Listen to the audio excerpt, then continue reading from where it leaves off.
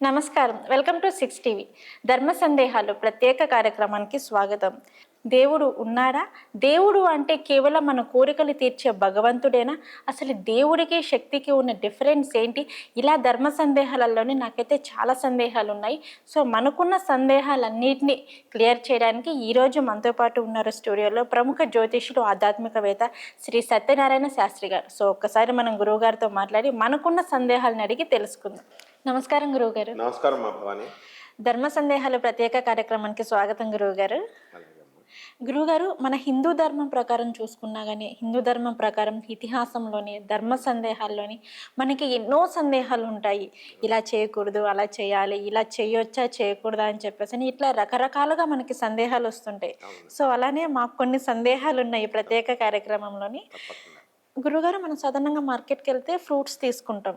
Apple, ద్రాక్ష, అరటిపండు అని చెప్పేసి ఇట్లా మనం ఫ్రూట్స్ అనేవి తీసుకుంటాం.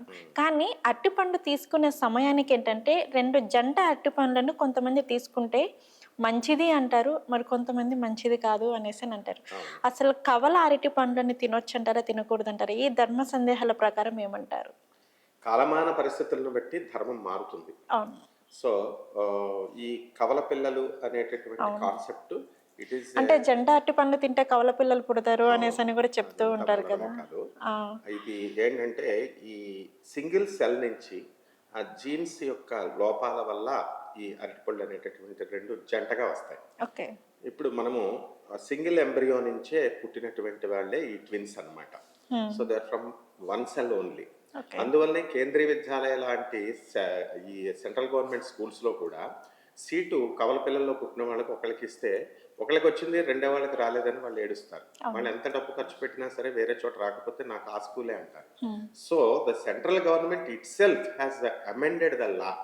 ఏమని ఇచ్చారంటే the twins should be treated as a single entity అని. ఆ కారణంగా మనకి ఈ యొక్క ఉప్పల్లో, ఆ తర్వాత శివరాంపల్లి అక్కడ కేంద్రీయ విద్యాలయాల్లో ఒక సింగిల్ చైల్డ్కి వచ్చినటువంటి సీట్ని 2కి ఎక్స్పాండ్ చేశారు. అందువలన ఈ ఈ జంట అరటిపళ్ళు అనేటటువంటిది సింగిల్ ఎంటిటీగా మనం తీసుకుంటాం. దర్జాగా తీసుకోవచ్చు, దర్జాగా తినొచ్చు. కాకపోతే అదేంటంటే మామూలుగా ఈ జంటాన్ని మనం విడదీస్తున్నాము, సపరేట్ చేస్తున్నాము అనేటటువంటి భావనతో వాళ్ళు అలా చెప్తారు. నెక్స్ట్ ఏంటంటే ఈ జంట అరటిపళ్ళు తింటే జంట కవల పిల్లలు పుడతారన్నది కూడా అబద్ధం అన్నమాట. అంటే సైంటిఫికల్ గా మనము ఆ రూట్ లో చూడాలి. గురువుగారు, సైంటిఫిక్ పరంగా అయితే మీరు తినొచ్చు అనేసి అంటున్నారు. కానీ ఏంటంటే మనకి ధర్మ సందేహాల పరంగా చూసుకున్నా కానీ, లేదంటే మన పెద్దలు, ముత్తాతలు అలా మనకి పురాణాల నుంచే చూసుకున్నట్లయితే వాళ్ళు తినకూడదు అనేసి అంటారు. సో మరి దానికి ఏమంటారు? ఆచార వ్యవహారాలు అంటారు. మన తాతల ముత్తాతల దగ్గర నుంచి వచ్చేటటువంటి సాంప్రదాయం, దీన్నే సాంప్రదాయం అంటాం.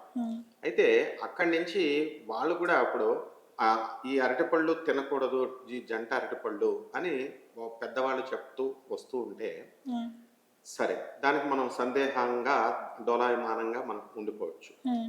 కానీ కవల అరటిపళ్ళు తిన్న వాళ్ళకి కవల పిల్లలు పుట్టిన దాఖలాలు లేవు. నెక్స్ట్ నెంబర్ 2, ప్రతి మనిషి కూడా ఏదో ఒక సందర్భంలో majority of the people they took this twin అరటిపళ్ళు తీసుకున్నప్పుడు అసలు పిల్లలే లేరు కదా కొంతమందికి. కాబట్టి మనం పెద్దవాళ్ళ మాటలు మనం గౌరవించాలి ఎప్పుడు కూడా, మన తాతలు పెద్దలు చెప్పినటువంటివి.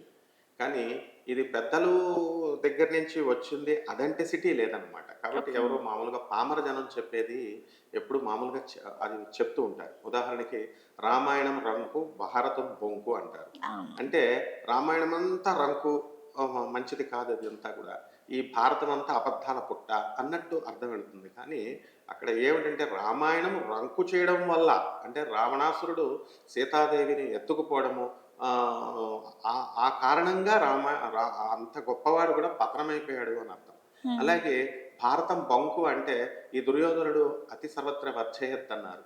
ఆ అతిగా అభిమానించడము, అతిగా దురభిమానం, అందరికీ ఇగో ఉంటుంది, మనకి ఆ అభిమానం ఉంటుంది, బట్ వాడికి చాలా ఎక్కువ ఉంటుంది దురభిమానం. సో ఈ శ్రీకృష్ణ పరమాత్మ బొంకినట్టుగా ఉంటుంది తప్ప కాలమాన ధర్మాలను బట్టి ఆయన ఎప్పుడు కూడా బొంకలేదు. ఆయన ధర్మము ఏ కాలానికి ఆ కాలం తగ్గట్టుగా వెళ్ళారు. ఇప్పుడు భీష్ముడు, ఈ యొక్క ద్రోణుడు, వీళ్ళందరినీ కృపాచార్యుడు, కర్ణుడు, వీళ్ళంతా మంచివాళ్ళని తెలుసు. Then why he had eliminated them? ఎందుకనంటే వాళ్ళ స్వార్థం కోసం కేవలం హస్తినాపురంకి ఎదురొస్తే దాడి చేస్తే నేను వాళ్ళని లేపేస్తాను అంటాడు భీష్ముడు. అవును. కేవలం కౌరవుల్ని అడ్డొస్తే నేను లేపేస్తాను అంటాడు ఆయన. కర్ణుడు నా స్నేహితుడు, ఏదో అంగరాజ్యానికి రాజు కింద చేశాడు కాబట్టి అంటే మనకు చెడ్డవాళ్ళు మనకు డబ్బు ఇచ్చేస్తే మనం వాళ్ళని సపోర్ట్ చేస్తే we have to face the consequences. So ఆ కారణాల వల్లగా అలా చేశాడు. అలాగే శ్రీకృష్ణుడు కూడా ఏంటంటే ఈ పాండవ పక్షపాతి కాదాయన, ధర్మపక్షపాతి. అటు ఇద్దరిని సమానంగా న్యూట్రల్గా చూసుకున్నాడు. కానీ పామర జనానికి శ్రీకృష్ణుడి యొక్క మాటలు, మహాత్ముల యొక్క మాటలు ఎలా అర్థం కావో అలా పామర జనంలో వాడుక భాష అంటారు దీన్ని. అలా కవల అరటిపళ్ళు తింటే పుడతారు అని. కానీ కవల అరటిపళ్ళు తిన్న వాళ్ళకి అసలు సంతానం లేని వాళ్ళు ఉన్నారు. అండ్ ప్రాబబిలిటీగా మనం తీసుకున్నట్లయితే కొంతమందికి ఏదో లక్కీగా కవల పిల్లలు పుట్టుండొచ్చు. అసలు మామూలు సింగిల్ దీన్ని సంతానమే కలిగిన వాళ్ళు ఉండొచ్చు. బట్ ఆల్వేస్ సైన్స్ అంటే science is not different. Science అనేది, రేషనలిజం అనేది హేతుబద్ధంగా ఉండడము. సైన్స్ అంటే భగవంతుని యొక్క సృష్టిని, ప్రకృతిని అర్థం చేసుకోవడానికి నిరంతరం చేసే అధ్యయనాన్నే సైన్స్ అంటారు. అందుకని సైన్స్ క్రియేట్ చేసింది ఈ యొక్క సృష్టి కాదనమాట. కాబట్టి మన పెద్దలు ఎప్పుడు కూడా అలా చెప్పలేరు. మామూలు జనం మనకి ఇంటికి వచ్చిన వాళ్ళు అలా వాళ్ళ పరిజ్ఞానాన్ని బట్టి చెప్తారు. దాంట్లో తప్పేం లేదు అడ్వైజ్ చేయడంలో. బట్ మనిషికి మనం చెప్పేటప్పుడు శాస్త్రమే చెప్పాలి. శాస్త్రం అంటే ఏంటంటే శాసించేది శాస్త్రం. నా గురోరధికం నా గురోరధికం నా గురోరధికం ఇది శివ శాసనత అన్నాడు శివుడు. అంటే గురువుని మించి అధికమైంది ఏది లేదు లేదు లేదు. తత్వం, నో మెటాఫిజిక్స్, తత్వం లేదు, జ్ఞానం లేదు. తర్వాత నువ్వు చేసే తపస్సు కూడా గురువు కంటే అధికమైంది కాదు. ఇది శివుని యొక్క శాసనం అన్నాడు. This is the commandment of lord Shiva. So ఎప్పుడైనా సరే మనం శాస్త్రం చూసేటప్పుడు సాక్షాత్తు పరమేశ్వరుడు పార్వతీదేవికి చెప్పినదన్నీ కూడా పురాణాలలో అలాగా మనకి వేదాల్లో కంటిన్యూ అవుతూ ఆయన విష్ణువుకి, విష్ణు బ్రహ్మదేవుడికి, బ్రహ్మదేవుడు వశిష్ఠుడికి ఈ పరంపరలో వచ్చి మధ్యలో మనకి ఈ జగద్గురువు అయినటువంటి ఆదిశంకరులు, ఆ తర్వాత జగద్గురువులైనటువంటి మన దత్తాత్రేయ స్వామి వారు. ఇది పరంపర. ఆ పరంపరలో ఎక్కడా ఇది చెప్పబడలేదన్నమాట. అంటే తింటే వాళ్ళు తినచ్చు, వాళ్ళ ఇష్టం అది. కేవలం అక్కడ ఏంటంటే పెయిన్ ఫీల్ అవుతాం మనం. ఏమైనా సరే ఒక భార్యాభర్తలు విడగొట్టాలన్న ఆనరబుల్ జడ్జెస్ కూడా చాలా బాధపడతారు. అందుకే రీకన్సిలేషన్ ఉంటుంది. 3 సార్లు చేస్తారు వాళ్ళు రీకన్సైల్. కలవండి సినిమాకి వెళ్ళండి అని జడ్జి అంత ఫ్రెండ్లీగా వాళ్ళు చేస్తారు. But these people they don't here the words of the IPS officers are honourable judges మాట వినరు, పెద్ద మనుషుల మాట వినరు, వాళ్ళ తల్లిదండ్రుల మాటే వినరు. ఆ విధంగా ఇది వచ్చిందే తప్ప ఆ ఇన్సెపరబుల్ సెపరేట్ చేయాలి అన్న ఫీలింగ్తోనే అట్లా చెప్తాం అనమాట. సో మనం we can rule out that. ఎందుకంటే అమెండ్మెంట్స్ మనమే చేసుకోవాలి, చదువుకున్న వాళ్ళం మనమే చేసుకోవాలి. ఏంటంటే ఏదైనా సరే శాస్త్రీయంగా ఉండాలా, హేతుబద్ధంగా ఉండాలా, లాజికల్గా ఉండాలా, లౌకిక తార్కికానికి ఒబే అయ్యి ఉండాలన్నమాట.